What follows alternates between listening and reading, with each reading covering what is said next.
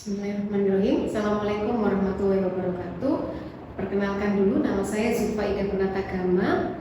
Ini salah satu dosen untuk mata kuliah MPHPI 2. Nah, hari ini saya berkesempatan menyampaikan materi terkait tentang kesimpulan, bagaimana cara kita membuat kesimpulan, kemudian saran untuk tugas akhir, kemudian lampiran dan daftar pustaka.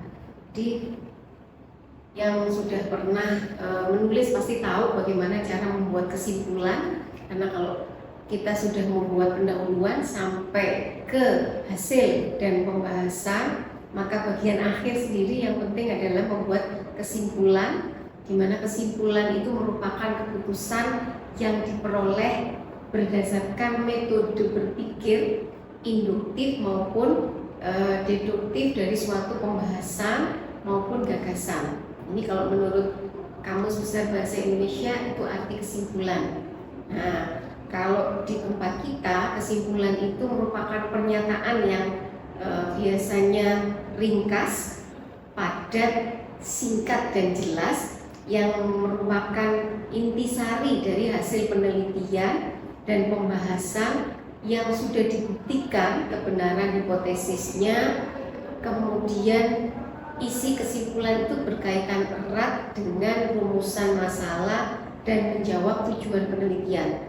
Kalau di kesimpulan itu kalimatnya belum berisi jawaban daripada tujuan atau rumusan masalah, maka kurang sesuai. Jadi kalimatnya harus disesuaikan dengan yang sudah dibuat di dalam tujuan dan rumusan masalah. Bagaimana supaya kesimpulan itu bisa sesuai? Maka kita lihat dulu pertama tujuan penelitiannya. Ketika kita mau menulis kesimpulan, apa sih tujuan dari penelitian itu? Dari situ kita perhatikan, kita urutkan dari mulai rumusan permasalahan yang pertama itu menjadi kesimpulan yang nomor 1, ya. Urutan kedua itu menjadi kesimpulan nomor 2 dan seterusnya.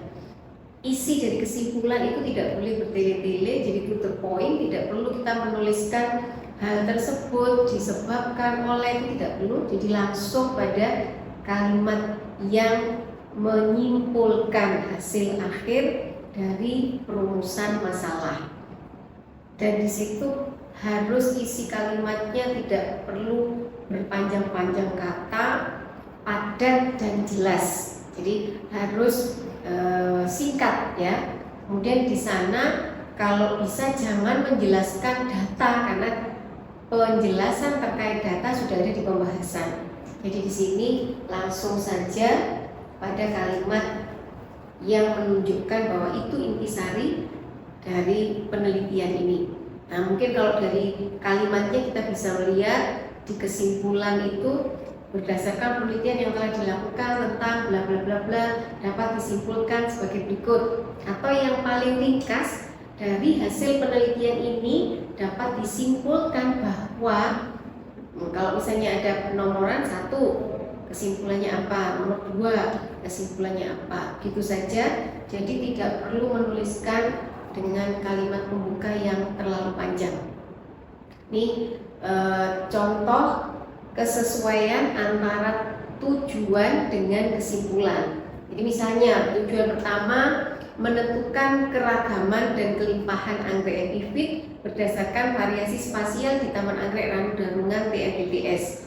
Maka kalimat yang muncul di kesimpulan itu harus ada kata keragaman dan harus ada kelimpahan. Jadi kalau dilihat di kalimat yang pertama, anggrek epifit di Taman Anggrek tercatat secara keseluruhan terdiri dari 130 spesies, sedangkan pada jumlah genera sebanyak 32 dengan kelimpahan 34.188 individu. Nah, itu menjawab tujuan yang ada di atasnya. Demikian juga dengan tujuan kedua, misalnya mengetahui karakteristik dari tumbuhan yang ada di Taman Anggrek Ranu-Darungan TNBTS, maka kesimpulannya harus ada kata karakteristik tumbuhan. Jadi harus nyambung antara tujuan dan kesimpulan.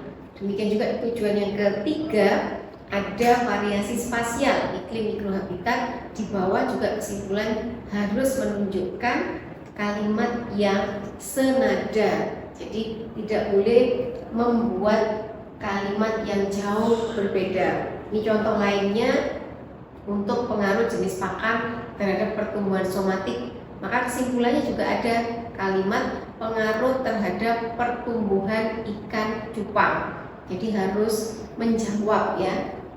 Nah, kalau saran setelah kita buat kesimpulan, maka ada saran yang harus kita tuliskan di bagian akhir dari karya ilmiah. Saran ini berisi kalimat yang tujuannya untuk memberi solusi mengenai permasalahan yang ada. Misalnya kita melakukan penelitian, ada beberapa hal yang ternyata belum bisa dilakukan oleh peneliti, mungkin karena ada keterbatasan wilayah, ada keterbatasan alat, atau iklim yang tidak memungkinkan. Nah, itu bisa dituliskan di dalam saran. Jadi saran itu kalimatnya juga memberikan dasar atau alasan yang perlu disampaikan. Di sana juga kita biasanya menyebutkan fakta-fakta dari hasil dan pembahasan yang sudah kita lakukan dalam penelitian kita. Tipsnya untuk membuat saran, jumlah kata tidak boleh terlalu banyak ya, maksimum 200 kata. Kemudian kalau bisa di sana memberikan harapan kepada peneliti berikutnya. Jadi oleh karena itu perlu dilakukan bla bla bla bla bla, itu memberikan harapan. Oh, ternyata masih ada loh celah-celah untuk kita melakukan riset seperti yang dilakukan oleh peneliti sebelumnya tadi. Jadi di sini saran itu juga bisa menjadi salah satu solusi ya, kita memberikan solusi nantinya agar pembaca atau peneliti yang berikutnya juga memperbaiki penelitian yang sudah kita lakukan. Jadi dari 3 hal ini maka kita perlu memperbaiki metode penelitian lanjutan yang perlu dilakukan dan memberikan manfaat bagi hasil penelitian yang tadi. Ini contoh saran ya, kalimat dalam saran tidak perlu terlalu banyak ya. Analisis profil NOPD pada penelitian ini hanya menggunakan 2 primer, itu yang kita lakukan, sehingga belum secara komprehensif. Oleh karena itu, nah ini saran, kita menyarankan agar variasi mutan unggulan bisa didapat, maka bla bla bla bla bla bla. Jadi saran itu kita berikan untuk peneliti berikutnya itu mendapatkan hasil yang lebih baik ya. Kemudian penelitian lebih lanjut diharapkan dapat menjadikan database dari daftar anggrek epifit tiap zona. Ini juga merupakan saran. Kemudian pemantauan faktor abiotik seperti data iklim mikro perlu dilakukan tiap bulan. Mungkin kemarin hanya dilakukan 1 kali saja. Nah, untuk berikutnya penelitian perlu mengetahui fluktuasi perubahan kondisi iklim sehingga harus dilakukan pemantauan. Nah, sekarang beralih ke lampiran. Lampiran ini kita buat untuk mempermudah pembaca melihat data yang tidak mungkin kita tampilkan dalam isi ya. Isi pembahasan atau hasil itu tidak semua kita tampilkan, misalnya analisis data. Nah, itu kita bisa menampilkan di lampiran. Jadi hal-hal tambahan tetapi itu mensupport data yang kita perlukan dalam pembahasan. Bisa dalam bentuk tabel, gambar maupun contoh perhitungan. Di sini juga setiap lampiran itu harus ada judulnya supaya apa? Ketika kita membaca data kemudian ada tulisan lihat di lampiran 3 misalnya. Nah, kita lihat lampiran 3. Lampiran 3 ini isinya apa? Nah, itu perlu diberi judul.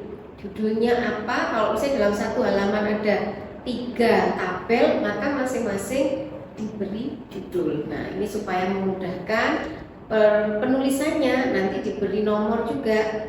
Jadi ada LD1, 2 dan seterusnya. Itu kalau untuk tabel. Tapi kalau untuk gambar LD1, LD2 dan seterusnya. Ini contohnya LD1 distribusi horizontal kelimpahan diversitas anggrek epifit. Kemudian di bagian bawah kalau ada keterangan maka perlu dituliskan ya. Keterangannya harus detail supaya nanti tidak membingungkan pembaca. itu sampai tampilan. Nah, nanti daftar pustaka kita bisa menyesuaikan dengan ketentuan yang ada. Oke, saya akhiri sampai di sini dulu. Terima kasih atas perhatian dan kesempatannya. Saya ucapkan wabillahi taufiq wal hidayah. Wassalamualaikum warahmatullahi wabarakatuh.